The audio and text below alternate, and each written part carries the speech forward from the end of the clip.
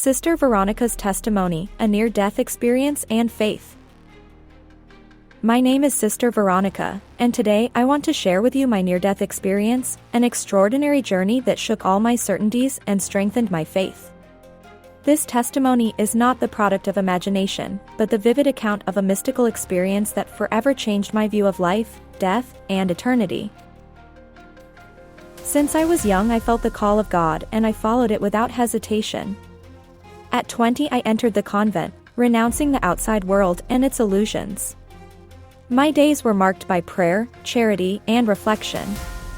I had never doubted my vocation until I found myself facing the greatest mystery of existence, death. One morning I woke up with a strange sensation. It wasn't pain, but a weight on my chest, a deep tiredness that seemed to transcend my body. I thought it was due to fasting and staying awake, but before I could take a step, everything went dark. I fell to the ground, unable to move or respond to the voices around me. Then, suddenly, absolute silence. I realized I was no longer alive. I felt no fear, only total detachment. I saw my body lying on the floor, I heard the desperate crying of my cellmate, but I felt no attachment to that scene.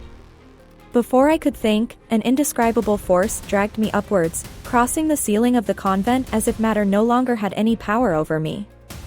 I found myself immersed in a living and pulsating darkness, a void without time and space.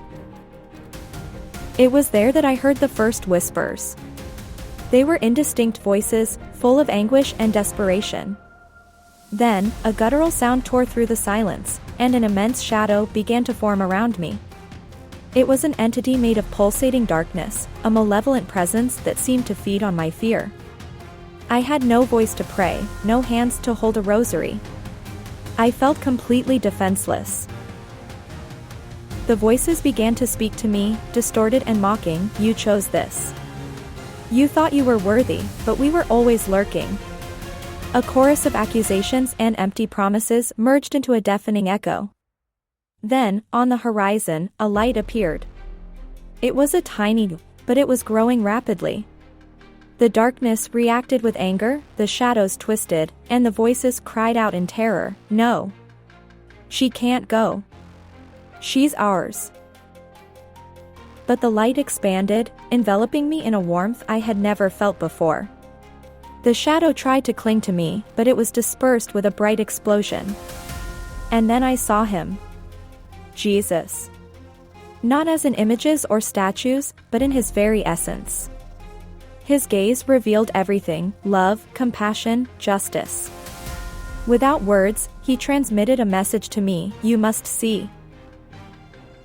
In an instant, I was transported to an incredible vision. I saw a great, perfect city, with imposing skyscrapers and impeccable streets. But there was something disturbing. The people were like automatons, devoid of emotions, with a mark on their forehead or right hand. No one could buy or sell without it. They seemed happy, but there was no life in their eyes. Then I saw the outcasts, those who had refused the mark. They lived hidden, persecuted, deprived of all rights. They were considered enemies of progress, but in their eyes a spark still burned: faith. The price for their choice was high. Soldiers and drones stalked them, offering them a choice: accept the mark or disappear. Some gave in, but their eyes went blank. Others resisted, being led to places no one would ever hear of again. I saw courts where the accused were mocked. Why do you cling to an outdated faith? But the resistors did not answer, they only looked up. Finally, I saw public executions. The condemned smiled, serene, while the world looked at them with contempt. Then the unthinkable happened. The sky split open and a light brighter than 1,000 suns descended upon the earth. It was the return of Jesus. His presence shook the world. The resistors knelt in reverence, while the branded screamed in terror, trying to tear off the mark, but it was too late. The light did not attack them, it revealed them for what they were. Jesus spoke in a voice that echoed like thunder: the time is up. It was not a warning, but a decree. The end of lies, the beginning of truth. Then the vision faded, and I found myself in my body.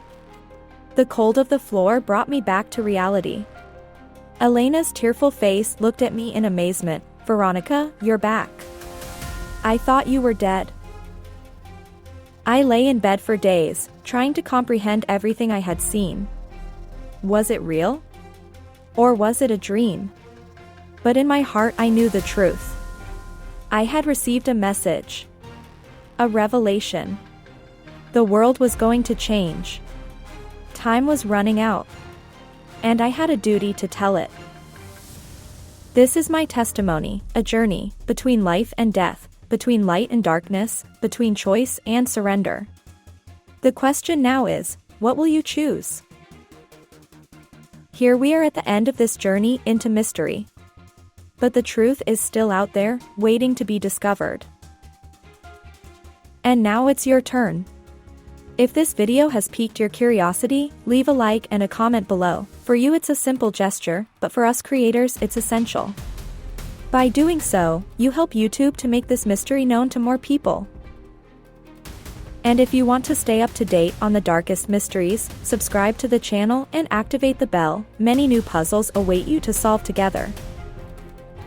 Thank you for being with us, and remember, the truth is often hidden in the shadows.